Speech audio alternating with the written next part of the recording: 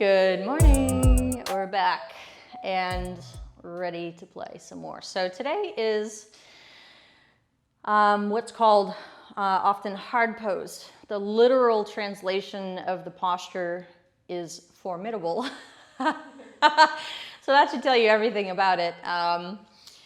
In some ways it's a little bit easier than headstand tripod. But in some ways it requires a little more strength, like locust, for example, that back body keeping the curvature, the tilt of your tailbone. So we'll get warmed up and we'll get right to it. So make sure you have a little bit of room. We're going to start on your belly. So we're going to start with a little shoulder stretch. You want to be able to take your arms out to a T. Most of you are familiar with this. You can start with your left palm down, left cheek down. We'll peel the right leg behind you. And it's mostly gravity, although depending on, if you're doing this first thing in the morning, you might be a little stiff, a little broken. Sometimes as we age, sleeping gets very dangerous. Well, maybe we're already taking a run and you've made your way through most of your day. You're feeling a little loose and limber. So as always, just your PSA to make this your practice. Make sure you're supporting your body and molding everything around it like you're a little bit of a pile of silly putty. Right? It's the whole concept behind something called Vini Yoga, which is that we are in really yoga in general, by the way. We're not forcing ourselves into these postures. We're using the postures to support us. So give yourself permission really to sink in 3-2-ish. As I've mentioned now a number of times, some of the trick, if you will, getting into these postures is having this little bit of ease and fluidity. So building a little bit of physical, energetic memory around the sensation. As you peel back through center, we're going to pause to get your hips back underneath you to set up locust. Forehead comes to the mat, so tuck your chin. We'll do this in between, yeah. Tuck your chin, interlace your hands if you'd like. Otherwise, airplane arms, palms face the floor. You're going to lift to engage fully the back side of your body. So glutes in particular, heels lift, so hamstrings, get into sacrum, low back, mid back, between the shoulders, but keep the length of your cervical spine. Keep reaching your gaze out in front of you. And I will try to stop making hand gestures. I don't know what's happening today. Interpretive teaching, I guess. I guess I'm a little jealous you guys get to do this, so. Take one more breath. Make it about the inhale to lengthen, and as you exhale, arms to a T, we'll take it to the other side. Oh, there goes my hands. Right palm and right cheek is down. We're going to roll the left leg behind you. We're going to melt in, letting your mind start to follow the sensation of your body. Those connections are super important. Often we are isolated in our head throughout the day. That's where all the sensation and operation is coming from. So instead of dispersing that consciousness through the rest of your body, feeling a little more connected so that by the time we get to kicking legs above our head again, that all seems a little more doable.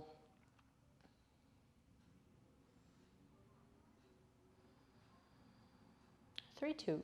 And soften your jaw here, soften all of your facial muscles. Exhale is really to sink in here, so less about building Ujjayi breath just yet. It's more about releasing any tension you're holding in your body. So your body will respond to the breath. So one more really good breath out, sinking in. Maybe flap those little lips, a little horse pose, horse breath anyways. Don't do the pose just yet. Levitate, come on. And as you roll back through center, we'll take one more locust. So work the inhales. I keep saying that that's one of those roadblocks, little hurdles to these postures as we stop breathing. So work the inhales, work the length, lift. Any arm variation that you're feeling, you want to feel stronger, more supported. So if you feel like you're cutting off the breath, ease out a little. If you feel like you're scrunching into your low back, lengthen a little. It's the sweet spot. It's going to be different for each of us. So take one more generous breath here. Release your palms to baby cobra. So underneath, somewhere almost like your shoulders or low ribs-ish, so that you can lift just a little You're still very much in that locust sensation. Working inhales to open the heart, and as you reactivate the locust strength so that you can set up in Sphinx, forearms are going to come down. Palms stay planted on your mat, so exactly. Bring your elbows underneath the shoulders. Fan the fingers. Again, working on opening the heart. So now the back bend, that was very upstate New York of me, is in the thoracic part of your spine. So, right, kind of the base of your shoulders where we tend to put blocks and supported fish.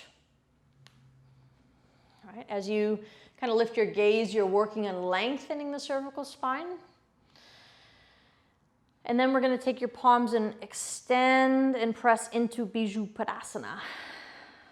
So again, more of that mid-back, almost where your lumbar meets thoracic. We're going to work the same curvature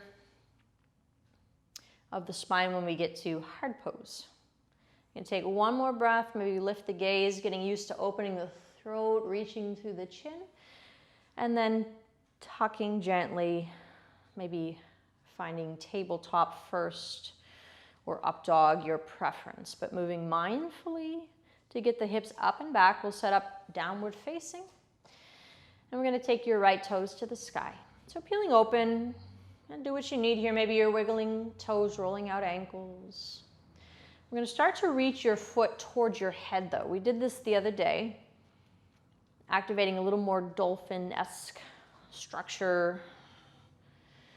Your toes don't have to touch your head, by the way. Just moving in that direction. Gaze can look up towards the thumbs. And as you exhale, release gently your foot. We'll take it right to the other side. So staying strong in the belly, pressing sits bones. Toes are reaching towards the back of your head. You might start to lift your gaze a little. Getting, again, more familiar with getting most of the weight of our body stacked. Being somewhat upside down here. And then knee towards the nose, step through low lunge. This time back knee is going to come down, palms come to your heart as you find that baby back bend. So again, squeeze into the belly, squeeze those buns of steel.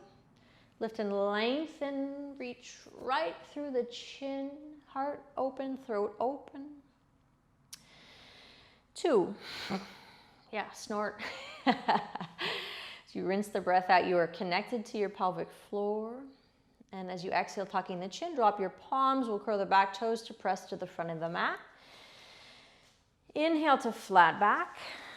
Take your time. Exhale to fold. Come rising all the way up to standing. Just a breath or two, and we'll exhale, forward fold all the way down. Inhale to lengthen. We'll step the opposite foot back for that low lunge. Back knee comes down, hips are sinking, heart is lifting, maybe palms to heart, or move those fingertips to your chin, focusing on the throat opener. A little squeeze of the belly, squeeze into that left glute. You're starting to lift the low ribs away from your pubic bone. Roll the shoulders down. You're going to reach one more breath, and this time as you exhale to drop the palms, we'll come back to downward facing dog. Take a good breath in there. And we're working into dolphin. If that means coming onto your knees first, go for it, or you might just work your forearms to your mat. Remember, we're going to prayer palm these suckers, no white knuckles. And we're going to work that same drive of the heart towards the toes, sits bones to the sky, one leg reaches. And again, you're reaching your toes towards the back of your head, so you can lift your gaze a little, work the throat opener, right? Extension of the cervical spine, 2, and then gently bring your foot back down. We'll do the opposite toes to reach. Again, drawing the toes towards whatever's off in front of you, towards the back of your head. For 99.99% of us, those toes will not reach your head, so don't worry about it. Lift your gaze, work the throat opener. You're still pressing your heart in the direction of your ankle, that rooted ankle, your toes. Awesome, and then slowly release. We'll come right into windowsill. So as you bring your knees to the floor again, most of us are familiar with this by now. You can use couches, counters, coffee tables, backs of triceps, prayer palms again. So you drop your heart like you did for dolphin and extended puppies pose throughout this little series. Fingertips, if it feels comfortable on the triceps and shoulder joints, you can work them towards your spine. But you're keeping that down dog, sort of dolphin in the hips, low back, heart is pressing. If this is a lot of the same action, you can gently round like cat, cow, get a little bit of ease for yourself. But staying gently engaged through the length of your spine to support, right? The extension or the flexion, depending if you're doing the cat-cow or you're hanging out. 3. Remember, your hips are drawing a little up and back, so most of the weight is in your legs. Most of the work is there, so there's not a lot of pressure on the shoulder joint, and there's not a lot of forcing of anything. One more cycle of breath here. Yeah. And as you start slowly to work yourself off blocks, we'll move right into extended puppy. And then we're going to get right into it. So fingertips walk out, those little thriller arms. Hopefully some of you know what I'm talking about, right? Michael Jackson, the video. Yes, anyone? Bueller? Yeah. Exactly. Come up onto the little tented fingertips so you get a little more room to work that dolphin-esque shoulder rinse. Just 3 breaths. Again, most of the weight is in your hips, strong legs. You might even be balancing mostly on your knees at this point. And then you might even look up your mat, bring your chin down. You might even flatten your palms at this point.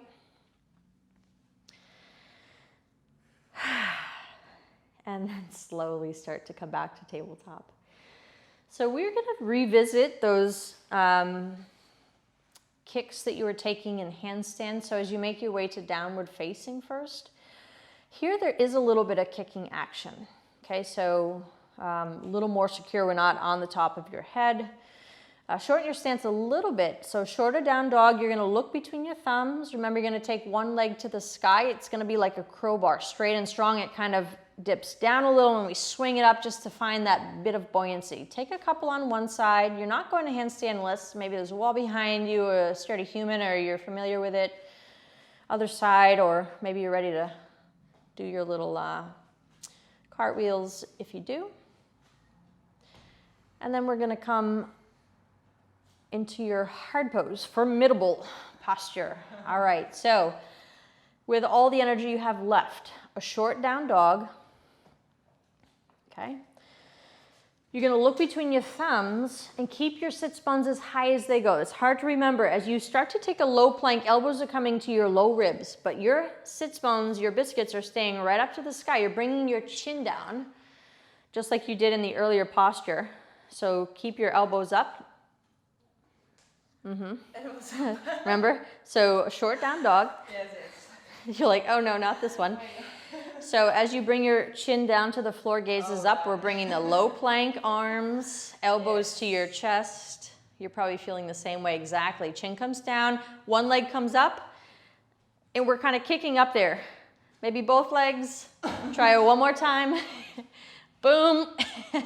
And one more time, come on down. Child's pose. Oh my God. Yeah, legs can go everywhere. We're going to try it one more time. Maybe you're trying the other side, but for now you're going to take a breath or two to rest. And on the second time when we do this, we're going to think about moving into it a little quicker because now you know where you're going. So we'll take a little of the work out of it for you. So as you come through tabletop, get your knees underneath you, set up down dog first, hips lift. We're going to take that short down dog so you can look up between your thumbs. Remember, hips stay way up there. Low plank arms, elbows to the ribs, chin comes down. You're going to kiss your mat basically. One leg comes up. We're going to think about bringing the feet to touch, maybe for a hot second. Yeah, one more time, hippity hop, and come on down. Save your energy because from your tabletop, we're going to move back to downward facing, and we're going to do this in the middle of a sun beast. So when you windmill down in a moment, you're going to come right into this. In theory, or you're going to kick your legs and see what happens. Maybe you WWF it, all good stuff. Right, because I know you're not thinking about what you're doing in your day, you're just here. Warrior one, right foot steps, no thinking.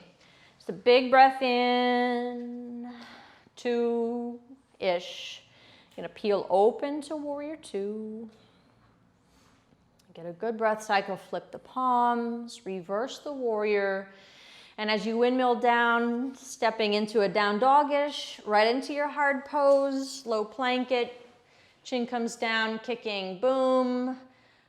Maybe once, right into your upward facing as your feet land. Yes. Now feels a little easier to downward facing dog. Awesome, right to the other side. Left foot steps, warrior 1. Yeah, about 3 breaths. So active recovery. It can be a hot mess, don't worry about it. Really, you're thinking about peeling open to warrior 2 right now. Hoo-wee. Oh dear. The other side. Flip your palms reverse. And as you windmill palms, high to low plank kicking, right into your hard pose. You have newfound fun things to do in chaturanga. Yeah, and right into upward facing dog-ish. To child's pose this time, bring it back. So let your knees come down to your mat, bring them nice and wide. Recovery. Amazing.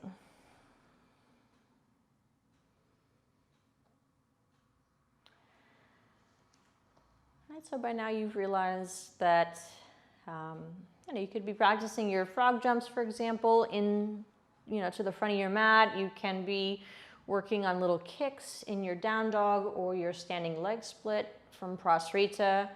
Access to take your tripod. Now in every chaturanga, you could be rocking the hard pose here. Destroying it, all good stuff. There's only one way to figure it out, right, is to give it a whirl. So whatever happened is brilliant.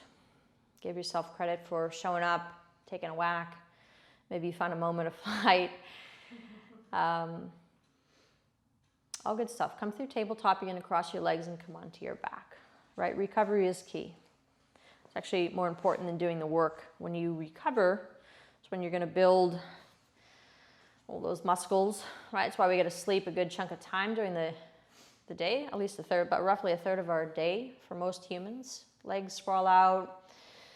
Sink in, we're just gonna take maybe 7 or 8 slow breaths in your Shavasana. And if you have time to linger, you can, but for now, eyes closed. Everything is sinking on that exhale. You might pause at the very bottom of your exhale and linger there in that little bit of release before you take that next generous breath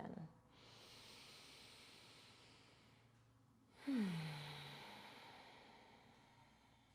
The other nice thing I forgot to mention is that it makes things like side angle a whole lot easier, right? It's perspective, as Blanca likes to say. And certainly, I hope a little bit of an energy shift for your day. You could take any number of benefits from this. Increased blood flow, oxygen to your brain, your organs, all kinds of fun, good things happening here.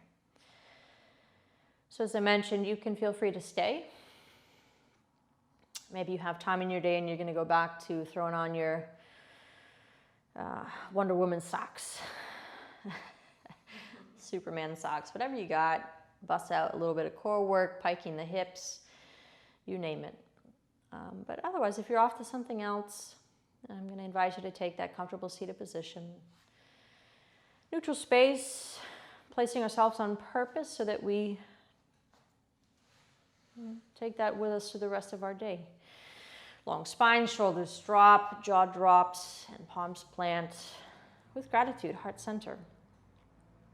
And as always, back to intuition, forehead center, and respect for this practice, those around us, and of course these bodies that get us day in and day out through all of the things, including today, hard pose.